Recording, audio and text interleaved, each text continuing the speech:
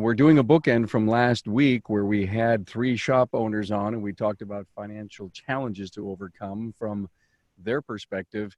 And as I was thinking very deep and hard about that one, I said, I think we've got to get the coaches on to bookend what they talked about and see how similar what the shop owners are saying about their financial challenges and how the coaches see it from their perspective. And believe you me, the coaches have an unbelievable perspective to have. And glad you guys are here. I'll introduce these guys in a second, but let's talk about drivetrain products. In addition to the strict quality remanufacturing steps they take at Jasper, they can actually improve a drivetrain's component original design so that it runs longer and better than when it was new. Check out their featured engine and transmission pages at jasperengines.com. Also, Shopware is with us, and we're so happy to have Carolyn in the group. Now's the time to transform your shop, break away from your legacy SMS, and embrace Shopware, shop's management system. Shopware can show you the way to increase profits and happier customers and a more efficient staff. Visit shop-ware.com for a demo and a preview. Well, let me see. David Justice is here, Repair Shop of Tomorrow. Good to see you, David. Great to be here. Thanks for having me, Carm. Got it, man. Cecil Bullard, the Institute for Automotive Business Excellence. Howdy, howdy. Hey, Cecil. And Maylan Newton, ESI Educational Seminars Institute. Hi, Maylan. Good morning, everyone. Guys, financial challenges to overcome, a coach's perspective. Last week, we published the episode, repurposed it came out yesterday, some fabulous talking points. They were really on their game. I will share a few of those talking points as we go, but the coaches sent me some stuff that they wanted to talk about, and separately, they didn't collaborate at all. And guys, you really have a lot of synergies here. And I really want to jump into the one that I think stands out that every one of you talked about, that you wanted to talk about, and that was managing labor rates. And stop talking about price and let's get the labor rates right. So guys, let's start with you, David. Let's get into this. Well, in my career too, one of the biggest thing that changed for me is when I started to measure and manage the labor side of my business. Quite frankly, we have software management systems, and if you have the correct matrix on your parts, the labor side is really where it's all at. So we looked at productivity, efficiency, effective labor rates, labor profit percentage, build hours per car. All of these things we need to look at on a daily basis, not at the end of the month when we're looking at historical data. We need to look at these things daily because in essence, what do we really have in our business but the labor side other than the parts? It's that important, and we need to make sure our labor rate is the correct labor rate. It prompts me to ask a question to all of you. When you take on a new client, is this the biggest fix that you could implement in short term? I'll take it then. I'm sorry. Go ahead, Cecil. I think, there's some simple things that you do.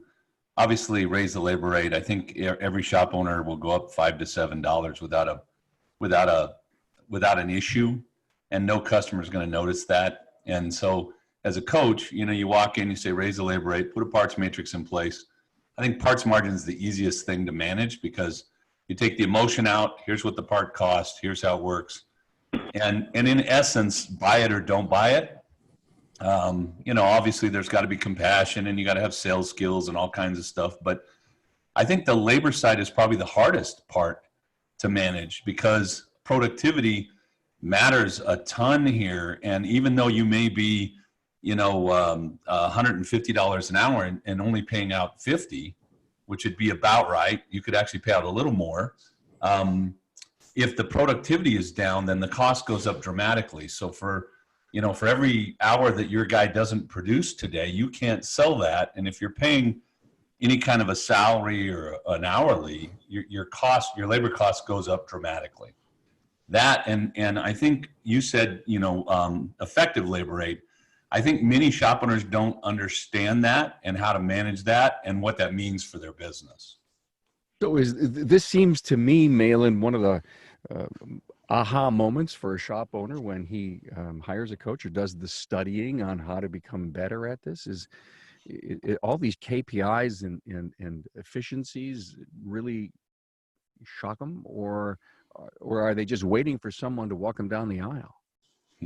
I think they're truly shocked because they don't track them. And, I think the number one thing you have to overcome, Cecil's right. We can go and raise the labor rate, change the pricing matrix on the parts. But the biggest problem you have to get people over is the emotional part of the money. Because when you tell a shop owner, and a year ago in January, I asked a shop owner to raise his hourly rate $5 an hour. As of today, he has not for an entire year because he's already the most expensive shop in town and nobody will buy from me. I mean, all the excuses you hear. And last week on the phone, I said, let's just talk about how much money that cost you. $5 over the course of a year was, $45,000 or $50,000 of net money. And they're so emotional about the money, they're actually thinking this is their money. So fixing it is not as easy as raising the hourly rate or changing the pricing matrix. It's getting them to think that I deserve it, first of all. What I'm doing is hard to do. And realize that everybody else is getting paid. The doctor's getting paid, the attorney's getting paid. I know an attorney that charges $700 an hour. And what we do is every bit as difficult as what he does. The problem we run into is they get too emotional about it. That's the hardest part for me, is getting the person out of them and make a business person out of them, where it's a business decision, not an emotional, these people are my friend. And my number one statement to all these people is you got to get paid for this. What you know, not what you're doing. We get paid for taking nuts and bolts off. We got to get paid for this. And it doesn't matter whether you're fixing cars or running a business. This is where you make your money. It's almost cultural too, because the techs don't think, if we have a slow week, the techs think, oh my God, our labor rate's too high. The owner thinks, oh my God, our labor rate's too high. Instead of, it's a slow week. I've been in the business, Maylan and I, and I'm sure Dave, long time now, and we've had slow weeks. That's just how it goes. And it has usually nothing to do with what we're charging, but getting the owner to understand, their value, what being a shop owner, what providing the service that you provide, the tools, the knowledge, etc., and the value of that is probably the most difficult thing I think I have to do in my business. So I agree wholeheartedly with both of you on all points. One of the things that we try and do is to be able to show it to the dealer through using a program where we can actually measure and manage and they can see it. And then we create, systems, no less than you guys, I'm sure, systems and operation procedure to where this is exactly how they price their jobs out. And once that starts to come about, the change, quite frankly, financially, is immediate. The next repair order. So matrixing your labor, so on and so forth. And I know you guys are very familiar with that. It's dramatic too, what the money can do for someone who's been struggling. I think cash flow is kind of one of the issues too, because at the end of the month, we look at our checkbook. A lot of guys are running their business based on their checkbook, which is exactly incorrect. But at the end of the month, you look at your checkbook and there's some money in there. So you go buy something, you buy that truck you wanted, or, that piece of equipment you need. And then your parts bill rolls in on the 15th. And now I got to pay a parts bill from last month. We had a great month last month, but I spent a lot of the money. So cash flow, this is a cash flow business, which I don't think necessarily is good for us as an industry, because now we've got to really think about, where that money needs to go and where our expenses are. And most guys they don't know what the numbers are. They just have no idea. I think one of the biggest detriments we have is I'd be honestly surprised if the four of us weren't in the same boat. We ended up in this business because we were good with our hands or we like cars. And then we had to learn the business side of it. And, 90% probably 98% of the P&Ls that I look at on a regular basis, that the company looks at on a regular basis, are incorrect because they don't understand their own numbers. You know, you ask, what is your average repair order? What are your average hours per hour? They don't know because they're so focused on fixing cars that managing the business through the numbers, keeping score, is foreign to them. They don't like to do that. And that's why we get a lot of frustrated husband and wife teams. She's trying to pay the bills and handle the numbers, and he's spending the money on tools and you know, the whiz bang 4,000 latest machine. And she's going, we have no money. He goes, how can it be? I did $500,000 worth of sales. Well, you did $500,000 worth of sales with no net profit and no incorrect gross profit, but he doesn't understand that. One of the biggest eye-openers that classes that we do is we have a class called Business 101 for employees. And we bring the employees in and teach them about the automotive shop business. And at the end of that class, most of them will know more than their owners do about the numbers. Because if you think about it, if I'm paying a technician, say $20 an hour, and we're charging $150 an hour for an hourly rate, what's the technician thinks going in the owner's pocket? Correct. Absolutely. You know, one of the things, I'm sorry, one of the things that we do in our calls, obviously I'm sure you guys do too, is we hold them accountable through system operation procedure on those numbers. And the biggest thing I find, and I never have an issue with any client if they don't have the education, because how do you know what to do? The gentleman last week talked about it as well. But once you get that education, once you have the system operation procedure to look at it daily, weekly, monthly, are you implementing it? And I think, Maylan, that's what you're talked about earlier. Are you implementing? Are you following it so you can understand it? I think one of the big mistakes that is made by shop owners is they think that money is made fixing cars. Exactly. And it's not. Money is made with the pencil. Money is made by looking at what you're paying and what you're bringing in and making that work. And my proof of money is not made fixing cars is there are tens of thousands of automotive shops out there fixing a lot of cars and making no money. No money. No profit. You know, 3% profit, 2% profit, and working 80, 85, 90 hours a week. And I think my dad felt like that was what he had to do. But I say today's shop owners shouldn't feel that way. You should be able to work a normal business and make a good living. And that's the other thing about understanding self-worth. I don't think we understand what we're worth. You know, I had the washing machine repair guy come out, basically charge me about $300 an hour, and he has no tools. He has no building. He has no racks. He has no scanners. The washing machine's a simple thing to fix. I could have fixed it myself, except I don't have time.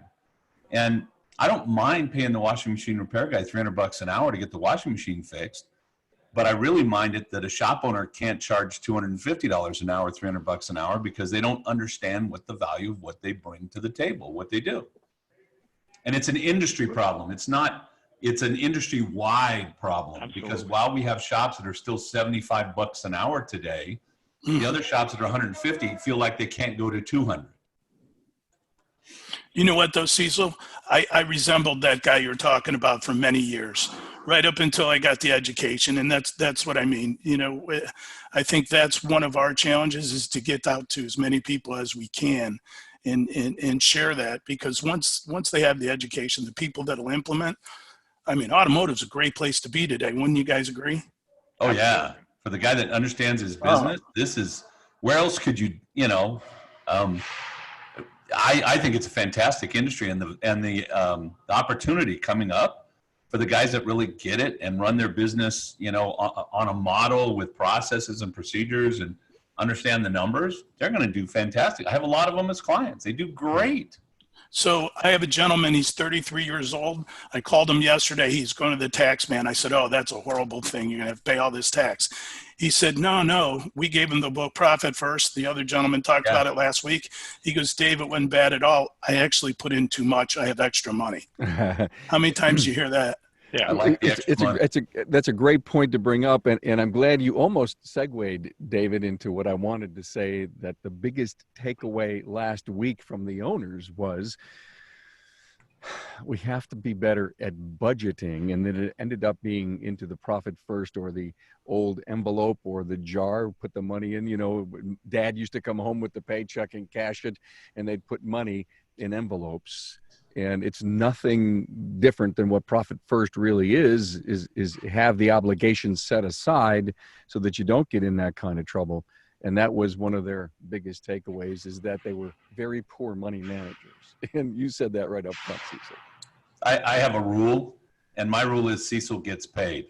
That's the rule. I've had it for a very long time, and I think every owner that owns their business ought to get paid. I mean, Dave Ramsey's been teaching it for 25 years, and it's not a new concept.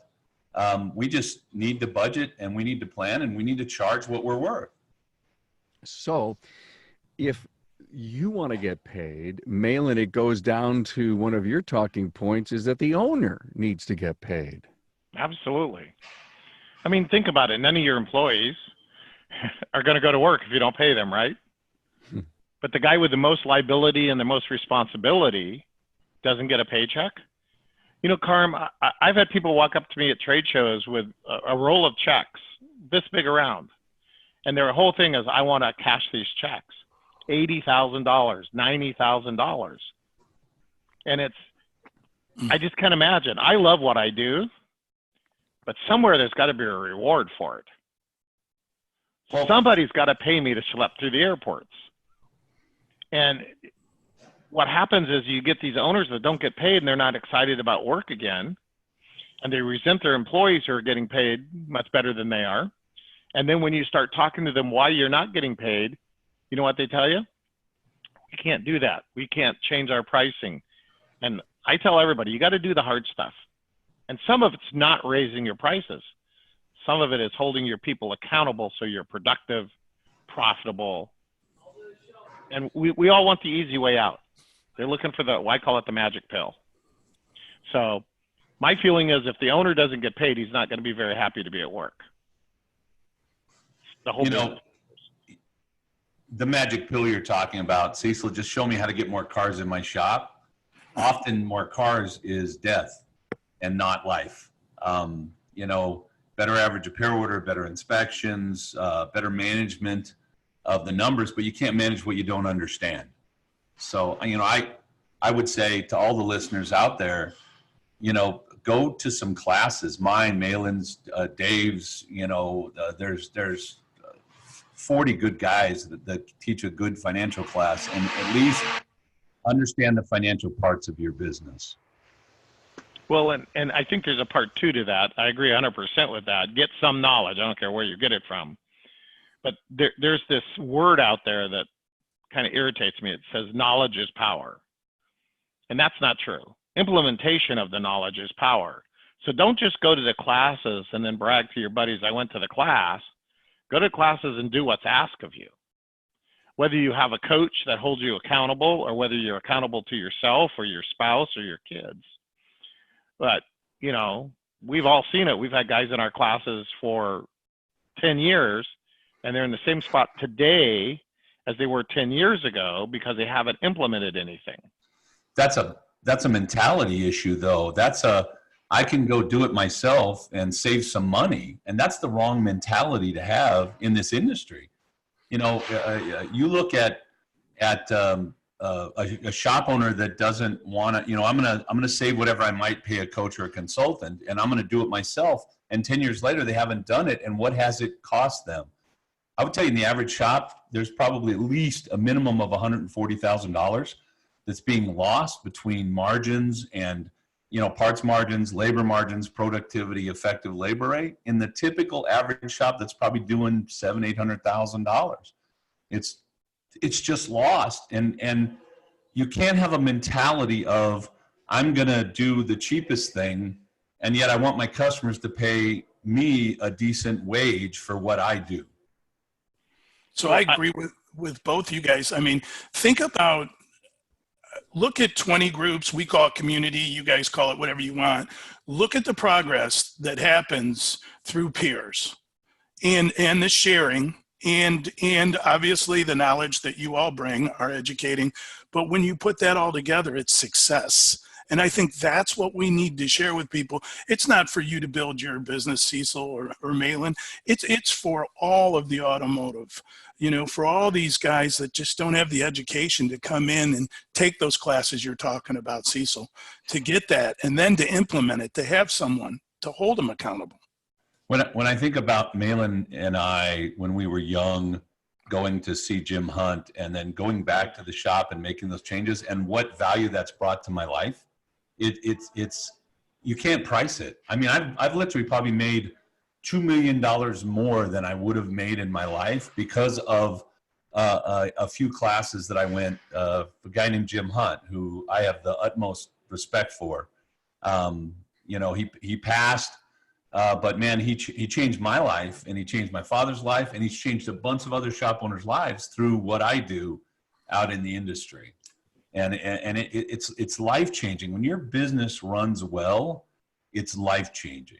When you're struggling buck for buck, dollar for dollar, the stress of it is just horrible, and your life is no fun. We always talk about it's fun to win. Oh yeah, Absolutely. It's fun to win. And Do you think? Go ahead, an Maylan. inherent problem, sorry, Carm, an inherent problem I think that we have in our industry is that if everybody in the industry, from every shop owner, the one bay guy with, basically it's him and himself and that's it, to all of the trainers, if we would look at something a little differently and we just go, what is best for the industry? What can we do to help the industry and lift everybody in the industry up? Everybody would be better about it. And we need to focus on that. We go to these training events and we go to, these shows like Vision and Tools and all of that. And we need to think about how can I help all these people become better at what they do, help the industry. And I've always felt that if I help the industry will take care of me. And it's the same thing in a repair shop. Amen. Help your customers, they'll take care of you. And we need to stop, I call it posturing about what I want and go, what can I do to help the industry? And unfortunately, there are people out there that aren't helping the industry. They're lining their pockets. And, it's very interesting because I'm sure 99% of all the coaches are teaching the same thing. It's the implementation of it that varies from person to person. And we can't make anybody do anything. We've all heard this. Well, we didn't do it this way before, or my daddy didn't do it this way, or I can't afford to do that because if I do that, I'll lose all my customers.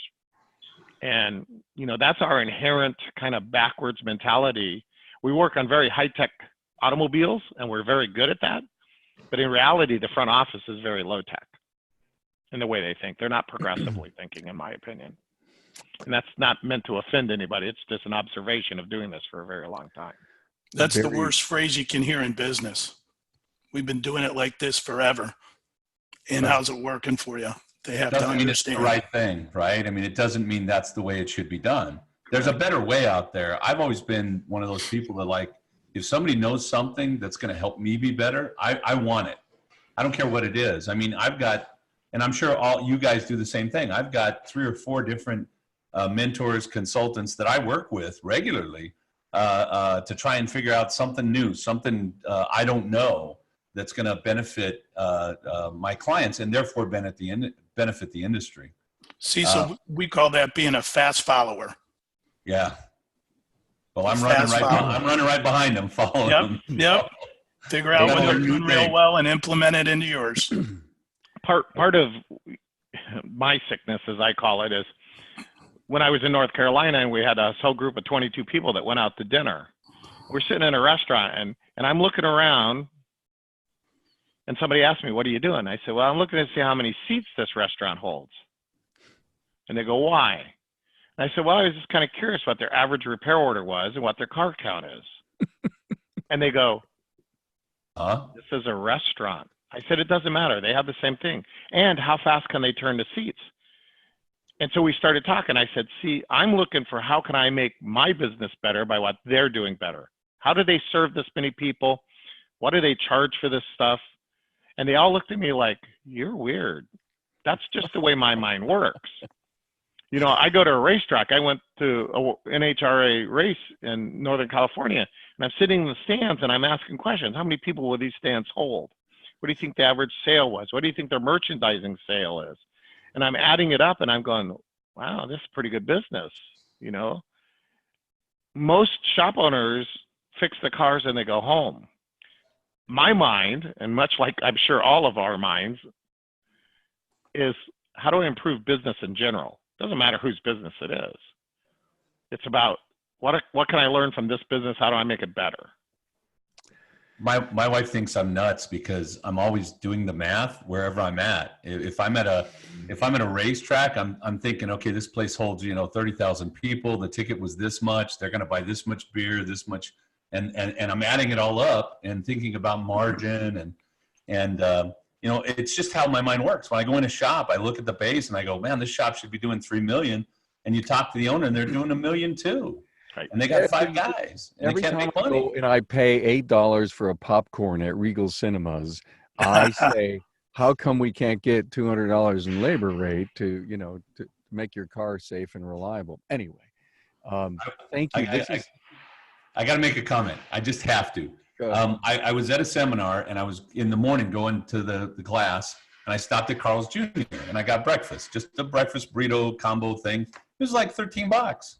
And as I'm driving away, I was like, I got to raise my labor rate. Holy smokes, I got to pay for 13. They used to be 6. Now they're $13. Everything's going up except for auto repair. And it wasn't that good. No, it wasn't. It wasn't very good at all. So. You paid the convenience charge. Guys, I got to say, this has been great so far.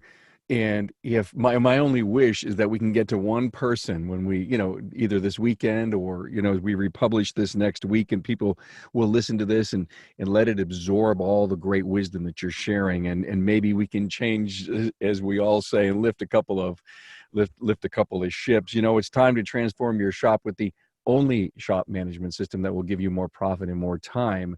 Find out how shops using Shopware are driving up their profits with more efficient staff and happier customers. Visit shop-ware.com for a free demo. And let's talk about Jasper. How many times has a customer said that a new vehicle may look and smell nice, but the reality is that they come with seemingly endless monthly payments, higher license fees, and of course, higher insurance premiums. Now, the better solution, remanufactured components from Jasper, means a new lease on life for your customer's trusted old friend. Go to jasperengines.com.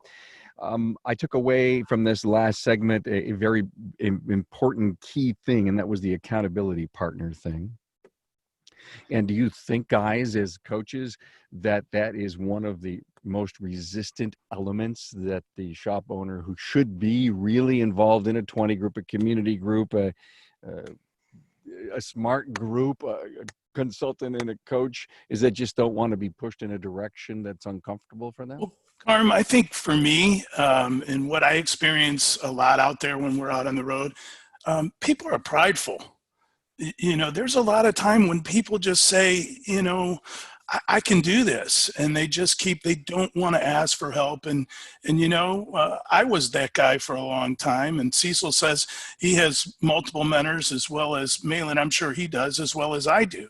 But you know what? There's a reason why there's folks out there, and they can help you. Don't be too prideful to say you don't know it all.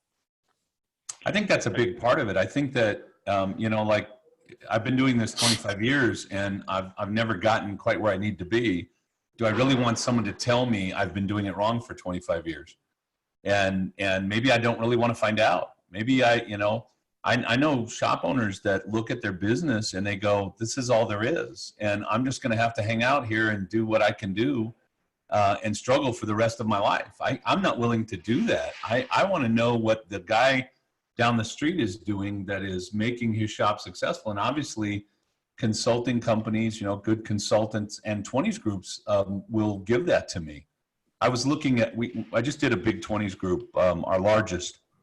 And one of the shops in there was $100 an hour restoration. And, everyone else in the room is 145, 150, and they're restoring Bentleys and other stuff.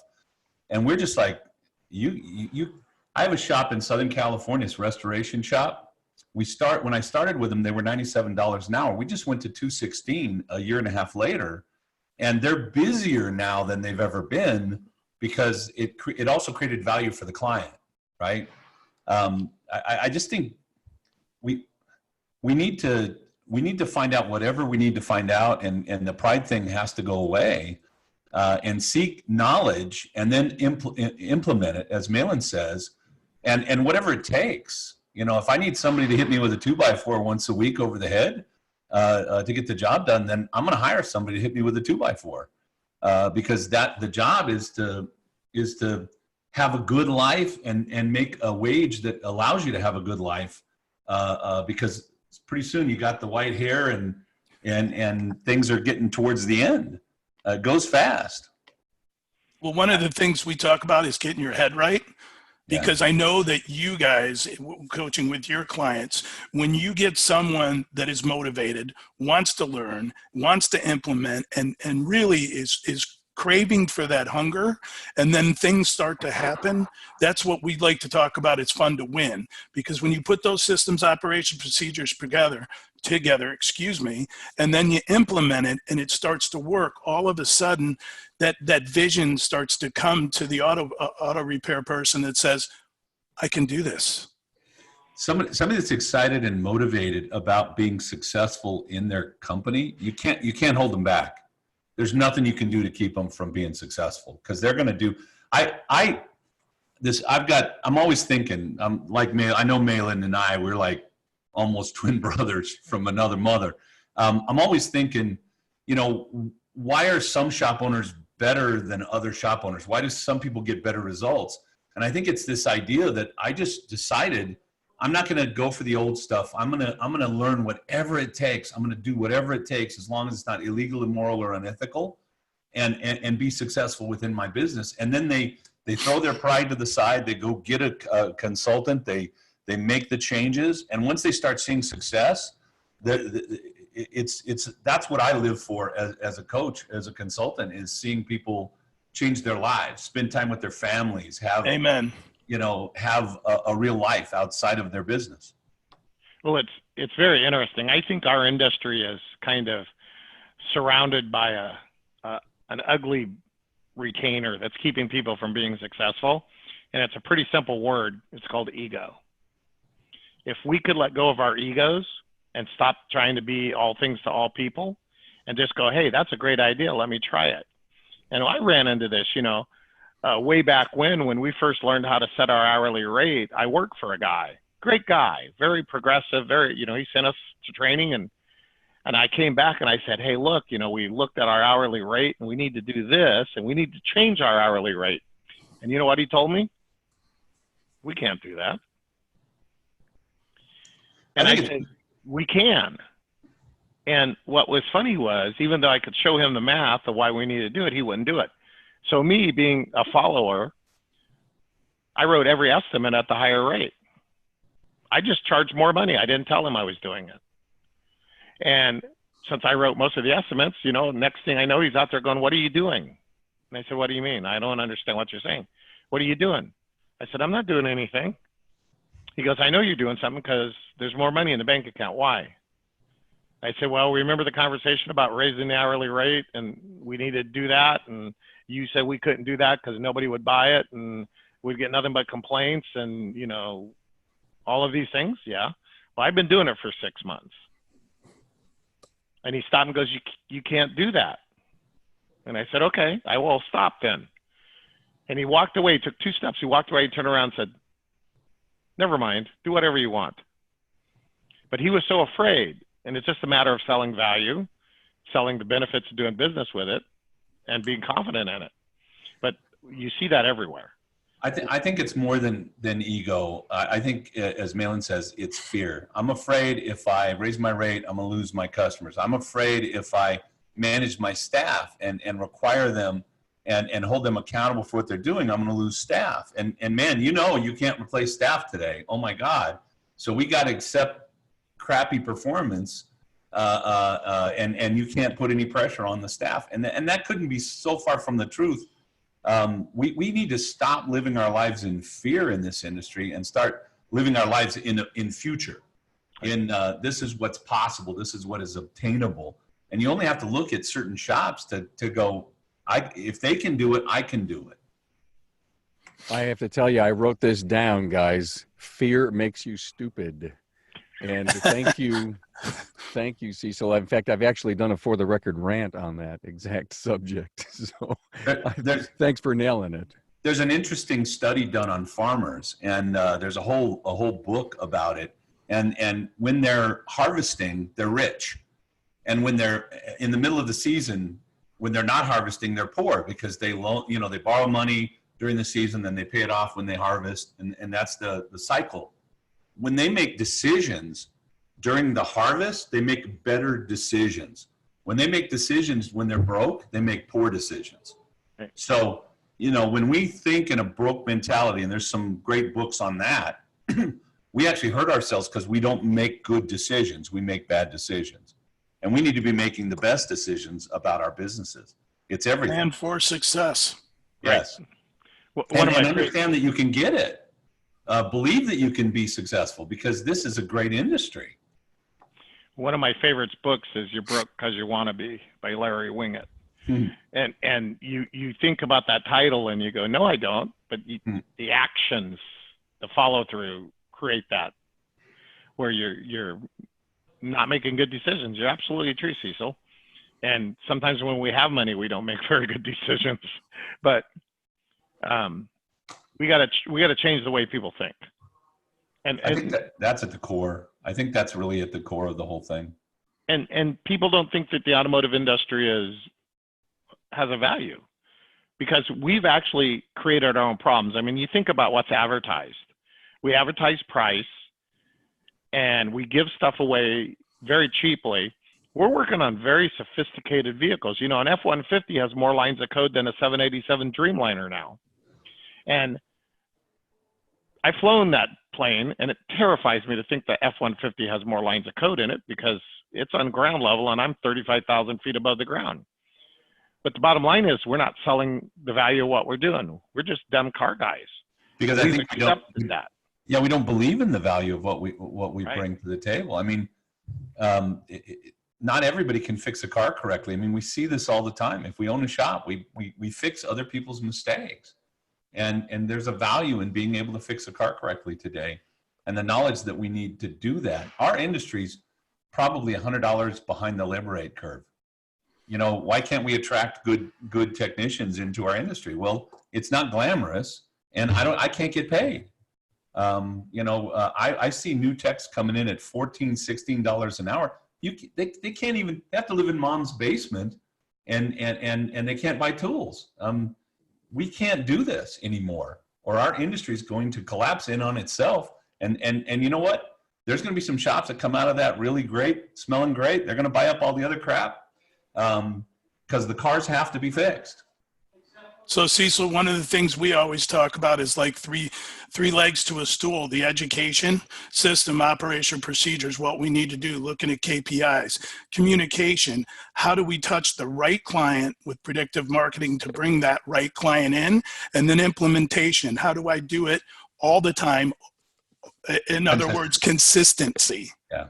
And there are guys out there teaching, take everything, and that's not what you want as a shop owner. You also have to learn that not everybody's your customer, and if you try to fit a square peg in a round hole, you're going to have a very unhappy peg, and you're going to be unhappy because you couldn't make the living. We need to stop trying to be all things to all people. We need to understand what we have as a business and what we have to offer, and go after the people that want what we have. Hey, Not guys, be I want afraid you. to do it. Excuse me. I'm sorry, Dave. Go ahead. And not be afraid to do it. That's the key. Yep. Make a decision, run Get with it done. it. Get it done. And go 100%. Don't, throw 5% of your effort into it and go, it didn't work. Well, you can't. See a lot of that. And by the way, what do successful people do? They fail, and they fail again, and they fail again until they succeed. And in the middle, they don't go, oh, geez, I guess I just have to accept crap for the rest of my life. There's if failure were dollars, I'd be a much wealthier man. I resemble that too. Yeah. And we got to quit thinking of it as, we need to think of it in terms of learning, and not in terms of, oh, I'm a failure. Yeah. Hey, there's a comment that came up, and it's from Remarkable Results Radio. I have no idea who signs on and uses the show's name, and I keep asking, please tell me who you are. But he says, Robert O'Connor proclaimed 20 years ago that we need to replace the word labor with service charge. I've told this to trainers. I get a cross-eyed look, kind of like talking to cows. The gentleman who had his appliance repaired, Cecil, were you charged labor or service? I was charged an overall bill, and I knew what the part cost. I don't think it meant, I mean, there are some coaches, they're very fixated on the words that you're actually using. I need to help my customer understand that what I'm selling them is of value. And whether I call it service or labor or I charge for the overall job, however I do it. And by the way, I think you should charge for the job. I used to have people say, well, how much, you know, it's going to be $450. Well, how much time is that? It's $450 worth, right? I mean, the job's the job. And I think when we get tied into, oh, I said the wrong word, like I said labor, I think that's a mistake. I mean, labor works. People do it all the time. And maybe service is a better word, and maybe service is a better word for some people and not for others. We need, yeah. There's no doubt that there's some semantics going on with the language that we use. In today's episode that went out, with which was my YouTube panel discussion, part 2, we got into a very interesting and lengthy discussion between the words diagnostics and testing. And you're all shaking your heads and saying, yeah, I get that. You've got to go listen to that episode. It was excellent. Now look at, I'm gonna give a shout out to my sponsors, and then I'm gonna come back to you if there's anything on your talking points that we did not get to, and you want to summarize it up or nail it home. I'll come to you here in a minute. It's time to transform your shop with the only management system that's going to give you more profit and more time. Find out how shops using Shopware are driving up their profits with more efficient staff and happier customers. Visit shop-ware.com for a free demo. More time, more profit. And Jasper, performance and reliability, that's what Jasper's remanufactured diesel engines provide mile after mile. Jasper's running complete engines are dynamometer tested with horsepower and torque ratings recorded. There's a nationwide warranty included too for all the diesel engines. Talk about dependable service. Thank you, Jasper, for supporting the Town Hall Academy. Guys, this was unbelievable. What a Christmas gift to the industry. What a holiday gift to the industry. Thank you. Thank you so much. I hope we each can claim credit for turning one individual around and saving one company and a whole bunch of jobs. Let's go around the room. David, I'll start with you. We'll end with Cecil. Any final words? Sure. Just for me, you had an episode on pivots. And when we talk about education, mine was getting involved with the Napa Auto Care program. And it allowed us to get our training, okay, for us to be able to go there and get the education. So what I mean is by partnering up with a vendor that allowed us to have so many more opportunities than to do it by ourselves. And then to get into communities or 20 groups or being coached with other folks and learning about that is where, in my career early on, is how I progressed to go out and get the education.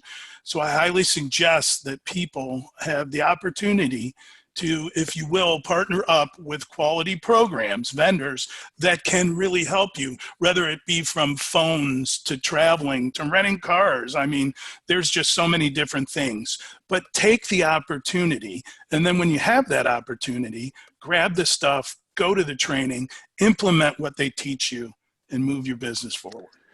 Cool, David. Thank you. Partnering is something I was really big on in my earlier days, and it didn't matter what kind of partner you could find. If it was a vendor partner, it was a peer partner, a coaching partner. And I love the word partnering and partnerships. Thank you for that. Maylan? Well, I think the most important things you can do if you want to move your company forward is understand your numbers and seek as much knowledge as possible, and then implement the knowledge. Don't get fixated on one person, one thing, one concept. Keep your eyes open. Come to lunch with me and we'll talk about how much that restaurant does and what their average repair order is and the car count. And understand that every business can be a benefit to your business if you just keep your eyes open. And get rid of the fear and get rid of your ego and stop trying to be somebody else. Just be the very best you can be, and figure out how do you make that work for you. Because, you know, here's the thing, I can't be anybody else. I'm just going to be the very best Maylan I can. Love me, hate me, I don't care. But the bottom line is your business needs to be the same way. Make it the very best it can be and what works for you. And by the way, it's coming close to the new year, your labor rate needs to go up, at least the cost of living, automatically every year without any hesitation. And if you're not set properly, it needs to be set properly, and figure out the number side of your business so you can measure it. And that's a big part of being successful, is understanding where you're lacking and moving forward with it. And get somebody to kick your butt when you need it. Everybody needs somebody to hold them accountable. Everybody. Thanks for the opportunity to be here, Carm. Oh, it's so glad to have you here. It's amazing how we are all so similar when it comes to the observation of the world around us. And, you know, how you can take that restaurant and, you know, ka-ching it in your head and trying to figure out the math inside of it. And Ka-ching? Yeah, ka-ching. And, you know, and me standing in a line waiting to get served, and Ann and I looking for the shortest line in the place and having it be a kind of a fun thing. And then thinking, are our customers waiting at 4 o'clock in the afternoon as they're picking up cars, and how do they feel? Because I know how I felt, you know, that, you know, my time is so valuable. So being able to bring real life into your own world, into your own business, is one of the biggest takeaways here. Thank you, Maylan. Cecil, I'll give you the last word. I had a couple of potential people come into a group meeting, had 18 other shop owners in the meeting. They wrote probably 14 pages of notes throughout. And at the end, when they were invited to come in, they said, I can't afford the $550 a month to be a member. And I thought to myself, holy crap, go home and raise your labor rate $5 an hour so that you can get all this great knowledge. I mean, they literally were overwhelmed by all the things they heard. And so my comment is twofold. First of all, you have to change the way that you're thinking. You have to say, I need that information there because that information is going to change my life. And whatever it takes, that's what I'm going to get. If I got to get a second job, I'm going to pay for this so that my business can be successful, and successful without me working 90 hours a week. And the second thing is look for partners and places where you can be, where you can get that knowledge, and don't get overwhelmed by everything. Pick one thing and get it changed in your business at a time. And if you're going to raise your labor rate $5 an hour, raise it $7, because the pain is going to be the same. It's not painful for your customers. It's only painful for you. They don't care. They don't know. The buyers are going to buy, and the not buyers are not going to buy. And I'm going to say thank you, Carm, because you are partnering in the industry, and to be able to do something like this and help the industry is extremely beneficial. I love being here and being able to share what I've got. Thank you so much, Cecil. I appreciate that. Hey, good guys. I can't think of a better, you know, year-end discussion that we had that I believe will push our successful shops into being and continuing to be there, and our medium success guys to say, I got to take it to the next level, and the guys that are struggling, and I'm not sure I like that word, but come up with a different word that describes someone who, you know, is in a bad state of limbo and is struggling, and hopefully this year-end episode will help them. Thank you so much to David Justice, Repair Shop of Tomorrow, Cecil Bullard, the Institute for Automotive Business Excellence, and Maylan Newton, ESI, Educational Seminars Institute. Thank you, guys. Thank you, Carm, so much for all you do. Have a great holiday. Merry Christmas, everyone. Merry Christmas. Same to you all. Thank you. Bye-bye.